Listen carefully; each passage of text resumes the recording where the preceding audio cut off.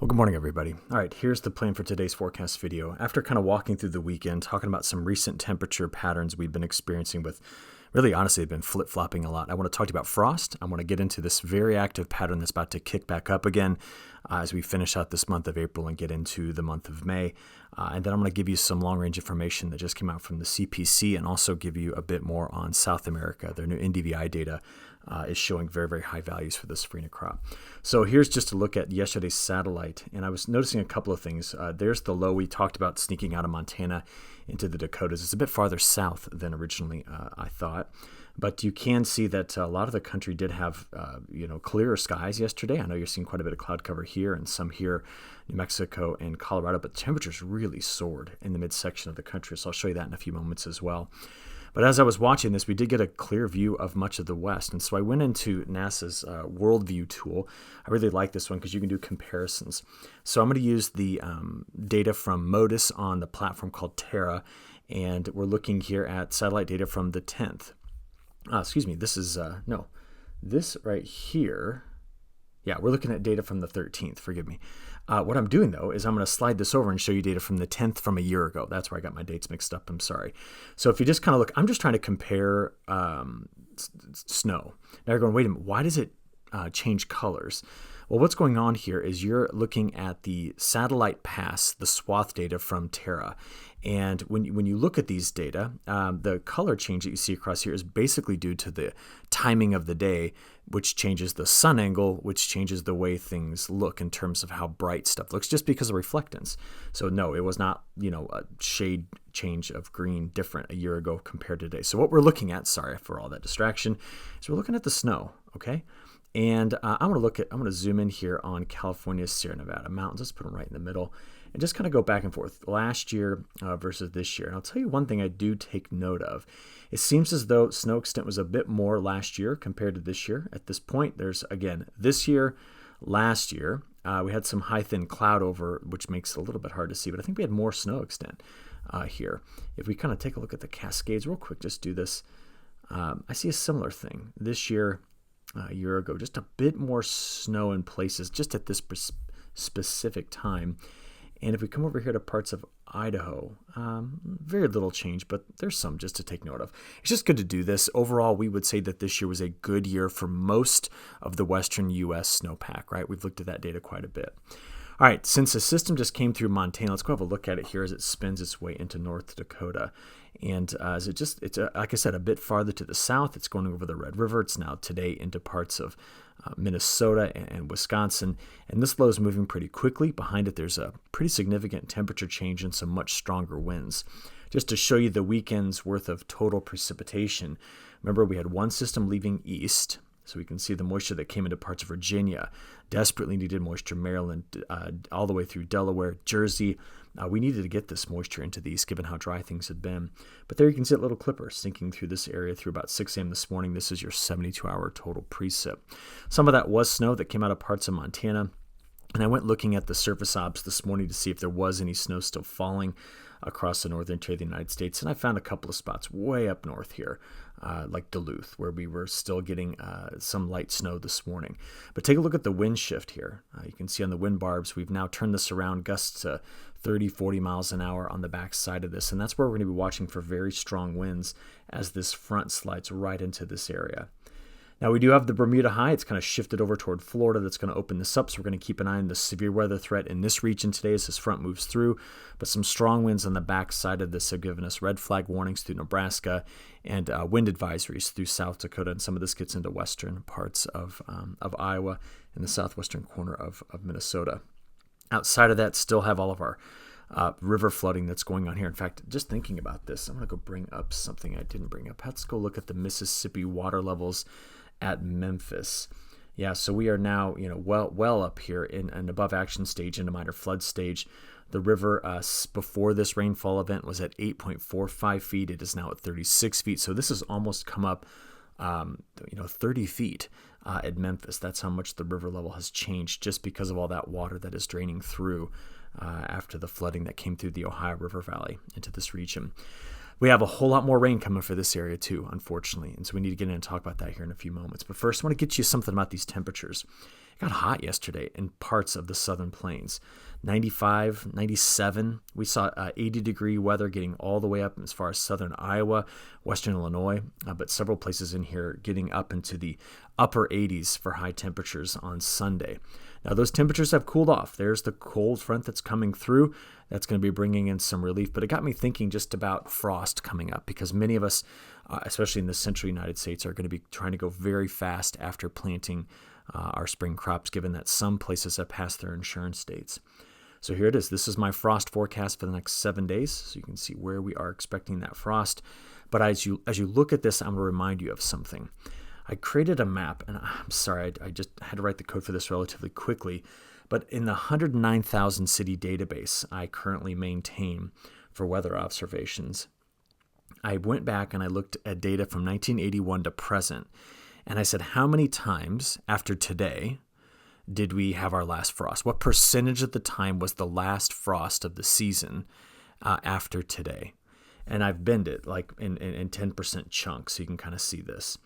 So for example, if I'm in this part of Nebraska, 70% of the time, I mean, you can see the colors here, our last frost was after today. And for the western side of Nebraska, it was 90 to 100% of the time. Given that we were just talking about the Midwest, I did make just a Midwest-centric map just to kind of get an idea on this. And just take a look. You can pause the screen and have a closer look at this here. But what we're noticing is that there's still, despite this forecast and temperatures I'm about to give you, there's still frost risk going forward. I don't know. Let's pick out Madison. Okay, so let's go here. This is just the website. I'll just type in Madison, Wisconsin. There it is at the top, submit, and we can see the quick look at the temperatures over the next 7 days here. But what I'm interested in is to show you this. This is where I'm getting these data. So it's here. Here's where we are today. This is GDDs, and the blue bars represent historical frost events.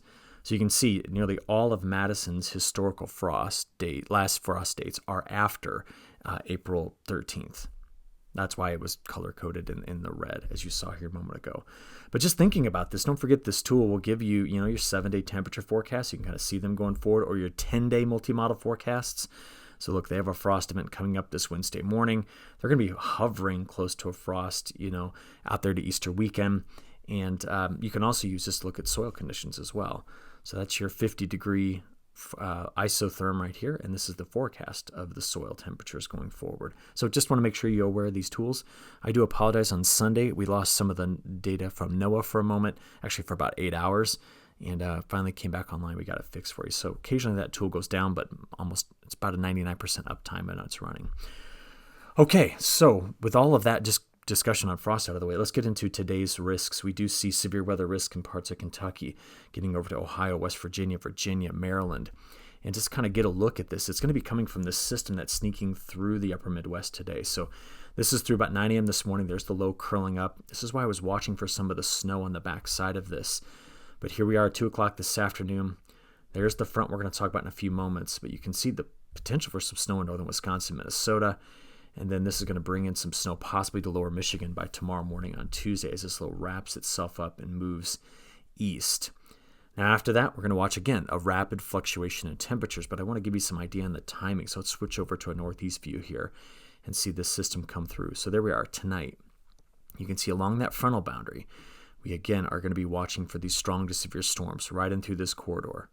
So keep a close eye here late this afternoon and this evening. So let's start this about, 6, 7 o'clock. Start watching in through here, maybe a little bit earlier. And as we play this forward, that front sneaks right into parts of the mid-Atlantic, and this goes into the overnight hours. And then we watch the low sink in, bringing in some interior snows. And we did see some of these over the weekend too, in pockets in the Northeast as well. So just get a sense on this next system that's coming through here. But here's the bigger picture of where this pattern's taken us as we work our way toward the third week of April. And back again from the Red River over toward the Mississippi and eventually to the Ohio, we've got another round of very, very wet conditions.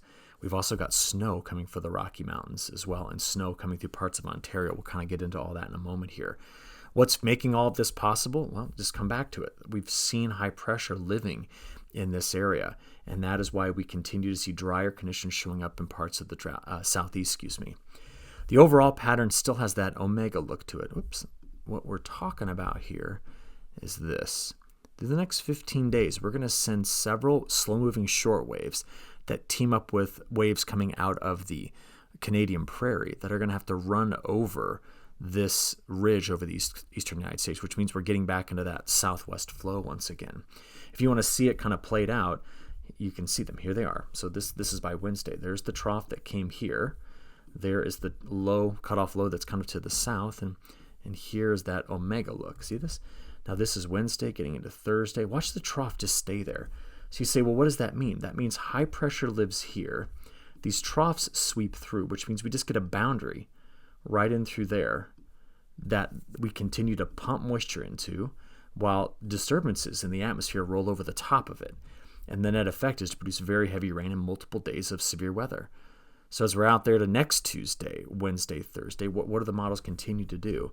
Something like that. And that's why we expected the end of this month and into the beginning of May to be active. It's climatologically consistent that it does that. But when we watch the Gulf open up to this higher instability, we get kind of concerned. So we notice today, okay, this is Monday afternoon and evening. There's the front. So our greatest risk for storms is going to be here, not back here, but here.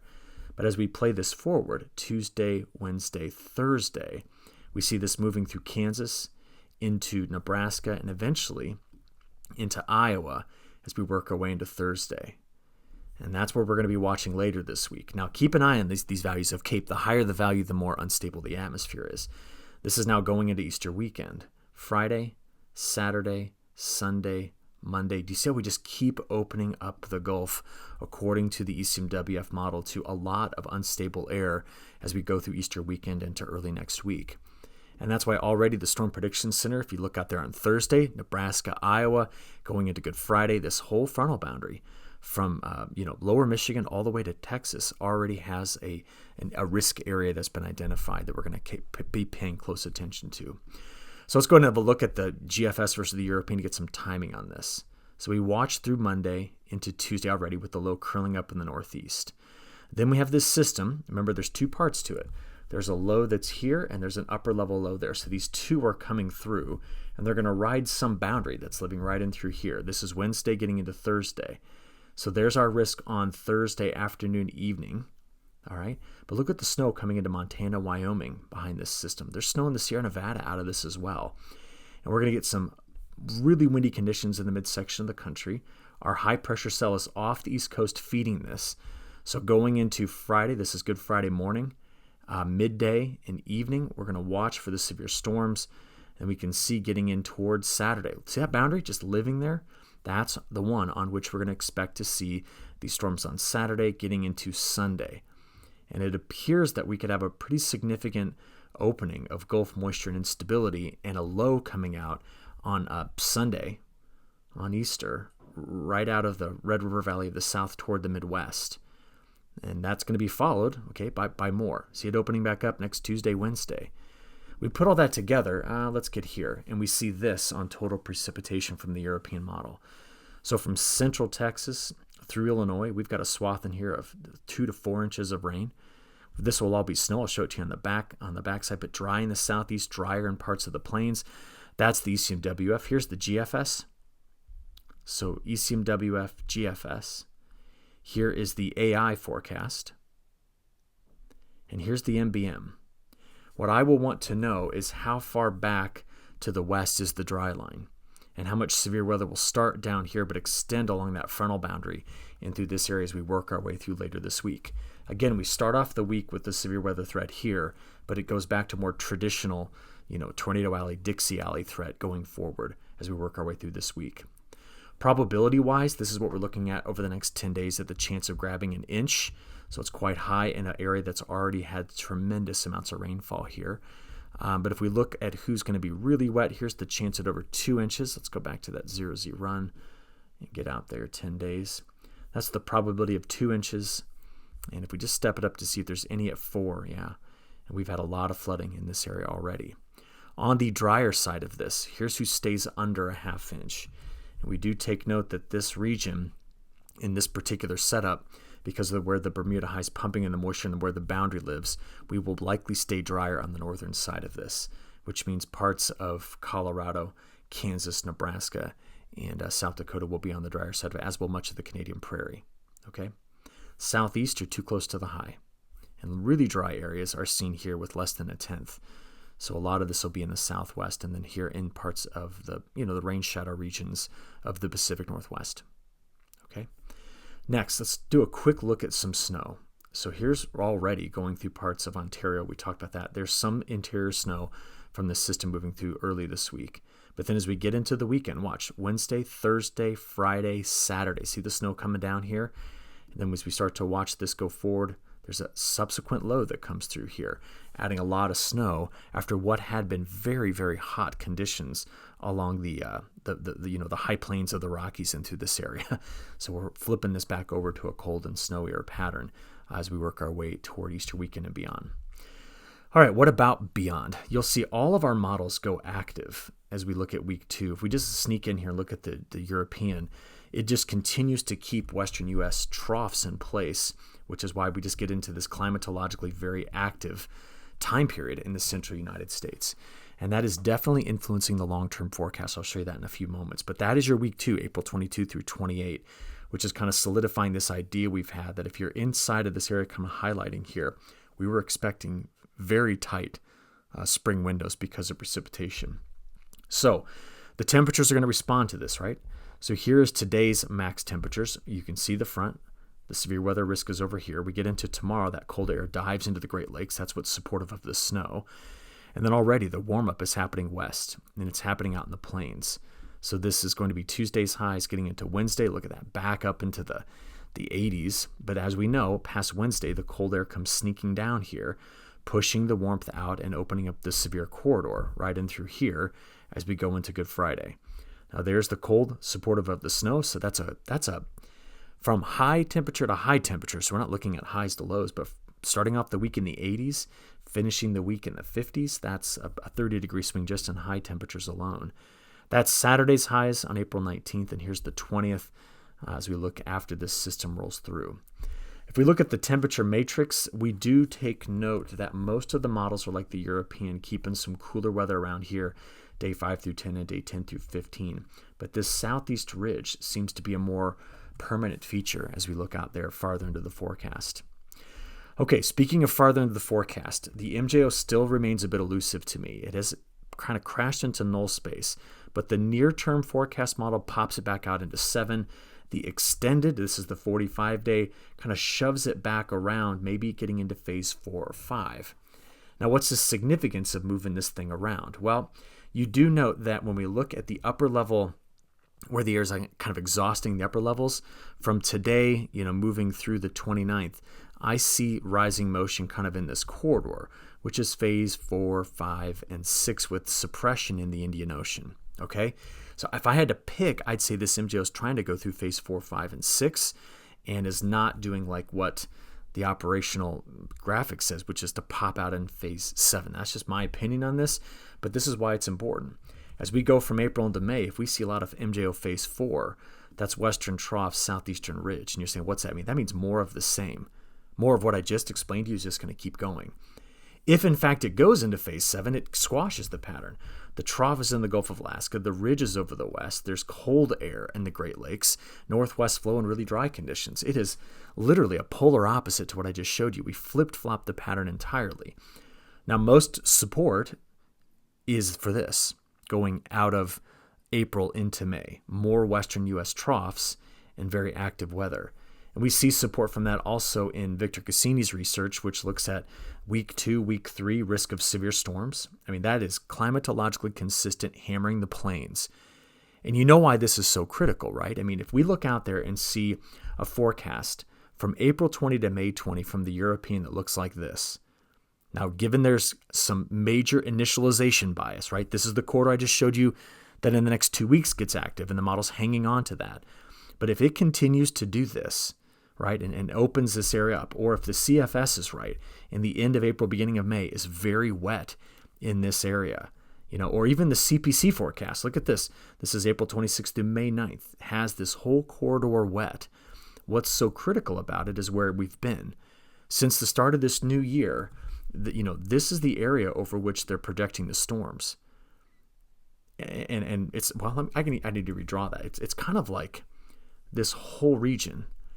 Now that is, like I keep saying, climatologically consistent with late April, May. That's where the severe weather goes in late April, May. It's really almost always like right in through here. But there's an issue. We still have a subsurface soil moisture problem here. We've watched drought maintain itself in the southwest. We're curious if the dry line is here, or is it there, or is it even farther to the east? How much more flooding can the mid-south handle? Does any of this get around the big subtropical high to fill in these gaps that are over parts of the southeast? And does this usher in cold shots of air, which gives us that frost discussion we keep having? All of that is, as you call the wild cards of this late April, early May pattern. But we need to watch it carefully. And I'm just going to tell you, this European model forecast is heavily biased to the next 2 weeks in keeping this area very, very wet when you look out over the 30 days. Don't expect it to be just nonstop from now until May 20th. I do believe we get some quieter time periods in there. But I need to know if this is going to, really, this would push back this drought risk.